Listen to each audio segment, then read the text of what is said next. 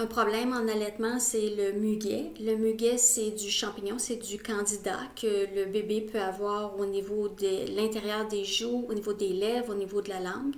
C'est pas si facile que ça à déterminer parce que le bébé souvent va avoir du lait dans la bouche et c'est blanc et le candida c'est blanc. Une façon de savoir, c'est si ça reste toujours là, c'est surtout à l'intérieur de la joue qu'on va le voir et c'est un petit peu plus épais que du lait. Mais comme je disais, c'est pas si évident que ça. Dans le doute, consulter, c'est la meilleure chose.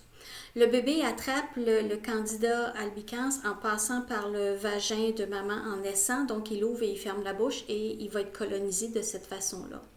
Le problème aussi, c'est on peut avoir une colonisation croisée, c'est-à-dire que s'il y en a au niveau de la bouche du bébé, bébé va mettre ça sur le sein de maman et maman va le redonner à bébé. Donc, il faut traiter les deux. Au niveau de votre sein, ça peut donner des espèces de petits fourmillements au niveau de la peau quand c'est superficiel. Ça peut aussi aller dans les canaux. Là, ça donne un désagrément quand bébé tète.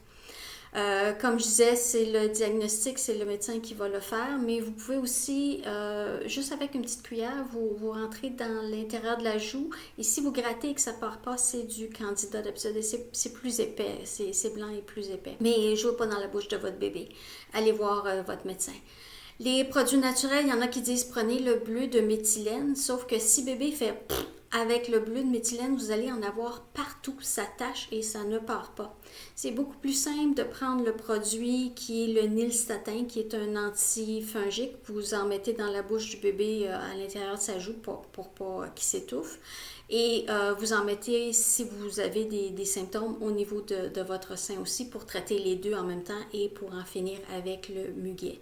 C'est pas dangereux, le muguet, c'est juste inconfortable et ça fait des fois des allaitements où bébé va être inconfortable aussi. Donc, on veut rendre bébé confortable et avoir un allaitement qui va durer plus longtemps. Même si les vidéos que je fais sont sur l'allaitement, c'est tout à fait correct de ne pas allaiter. Okay? C'est aussi correct d'arrêter d'allaiter. Un problème qui peut arriver, c'est si bébé a ce qu'on appelle le frein de la langue. Donc, c'est sous la langue une petite membrane. Si le frein de la langue est trop court, donc la succion, si vous regardez ça, c'est un sein et ça, mettons, ça serait une langue. Donc, il y a vraiment un mouvement qui doit être fait pour arriver à vider le sein. Donc, si une langue est ce qu'on appelle une ankyloglossie, donc elle est moins mobile, elle ne va pas être capable de faire ça. C'est beaucoup moins fréquent que ce qu'on dit, honnêtement. Actuellement, il y a des gens qui ont été certifiés pour rompre des freins de langue. Ça se fait soit au laser ou avec un petit scalpel. Idéalement sous anesthésie locale. Ne faites pas ça à froid. Là. Le bébé, il sent la douleur. Donc, comme je disais, il y a des gens qui ont été certifiés pour faire ça et il y en a qui vont dire, bon, ben faisons ça. Et j'ai déjà vu des témoignages, une femme qui disait mon allaitement allait super bien et ma conseillère en lactation m'a dit on va couper le frein de la langue, il est trop court, alors que l'allaitement allait très bien. Donc c'est absolument pas indiqué, c'est vraiment pour catching. Donc ça, je trouve ça pas éthique. Donc si votre allaitement va bien, vous n'avez pas à vous poser des questions sur le frein de la langue. Et savoir aussi qu'avant, on n'en faisait pas autant que ça des frénotomies de couper le frein de la langue.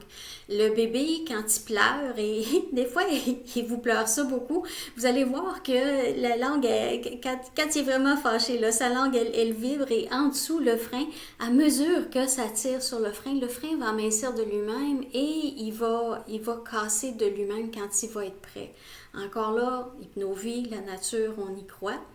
Et c'est rare, il est arrivé des problèmes avec des gens non compétents qui ont fait des frénotomies, qui ont coupé des freins de langue et ça s'est mal terminé. Je vais arrêter là, j'aime pas ça aller dans le négatif, mais c'est pour dire, faites pas des interventions inutiles. Si l'allaitement va bien, posez-vous même pas la question, ça veut dire que le frein de la langue de votre bébé, il n'est pas un obstacle à l'allaitement pour éviter de faire des fissures, des petites coupures. Ça a l'air de rien, on regarde sur le sein, c'est vraiment tout petit, mais ça fait comme une lame de rasoir passée à chaque fois que bébé boit. Donc c'est pas mal douloureux. Pour éviter que ça arrive, c'est important que le bébé ne se détache pas en tirant la tête. Si là, le sein est dans la bouche et qu'il pousse la tête par en arrière, il va tirer sur votre sein comme plouc et c'est là que ça fissure et c'est douloureux, ok?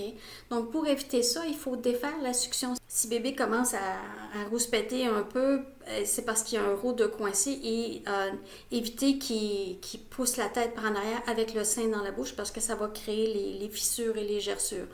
Donc, le plus simple, retenez la tête doucement et avec votre petit doigt que vous avez l'ongle court et propre, vous rentrez le doigt à l'intérieur de la joue du bébé et vous défaites la succion tout simplement. Et là, le sein va être relâché et là, vous pouvez vous occuper de bébé.